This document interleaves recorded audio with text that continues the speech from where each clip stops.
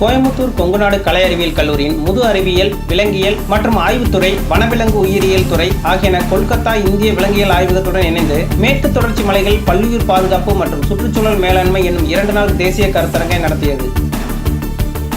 கோயம்புத்தூர் கொங்குநாடு கலை அறிவியல் கல்லூரியின் முது அறிவியல், விலங்கியல் மற்றும் ஆய்வுத்துறை, வனவிலங்கு உயிரியல் துறை ஆகியன கொல்கத்தா இந்திய விலங்கியல் ஆய்வகத்துடன் இணைந்து நடத்தும் மேற்கு தொடர்ச்சி மலைகளின் பல்லுயிர் பாதுகாப்பு மற்றும் சுற்றுச்சூழல் மேலாண்மை எனும் பொறுமையிலான 2 நாள் தேசிய கருத்தரங்கத்தின் தொடக்க விழா கல்லூரி வளாகத்தில் உள்ள முனைவர் மாரப்ப கவுண்டர் ஆர்ச்சாமி கலையரங்கில் நடைபெற்றது.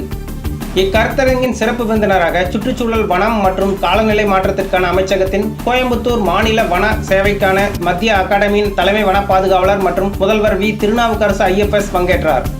அவர்தம் உரையில் மேற்கு தொடர்ச்சி மலையின் பல்லுயிர் பாதுகாப்பு மற்றும் சுற்றுச்சூழல் மேலாண்மைக்கு பெரும் சவாலாக கட்டிடங்கள் பெருக்கம் அமைகிறது.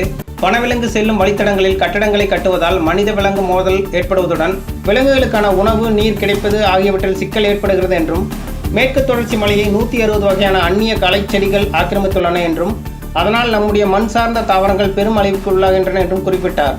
மேற்கு தொடர்ச்சி மலையின் பல்லுயிர் பாதுகாப்பை உறுதி செய்ய அரசின் கொள்கைகளும் தன்னார்வ அமைப்புகளின் துணையும் மட்டும் போதாது என்றும், பொதுமக்கள் விழிப்புணர்வுடன் செயல்பட வேண்டும் என்றும் வலியுறுத்தினார்.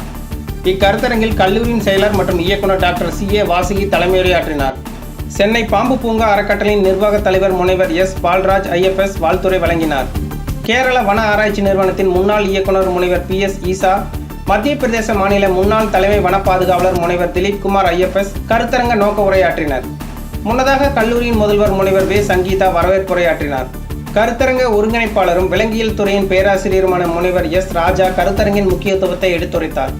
இக்கருத்தரங்கின் ஆய்வுச் சுருக்க நூலை சுற்றுச்சூழல், வனம் மற்றும் காலநிலை மாற்றத்திற்கான அமைச்சகத்தின் கோயம்புத்தூர் மாநில வன சேவைக்கான மத்திய அகாடமியின் தலைமை வன பாதுகாவலர் மற்றும் முதல்வர் வி. திருநாவுக்கரசு IFS வெளியிட சென்னை பாம்பு பூங்கா அறக்கட்டளையின் நிர்வாக தலைவர் முனைவர் S. பால்ராஜ் IFS, கல்லூரியின் செயலர் மற்றும் இயக்குநர் டாக்டர் CA வாசுகி பெற்றுக்கொண்டனர்.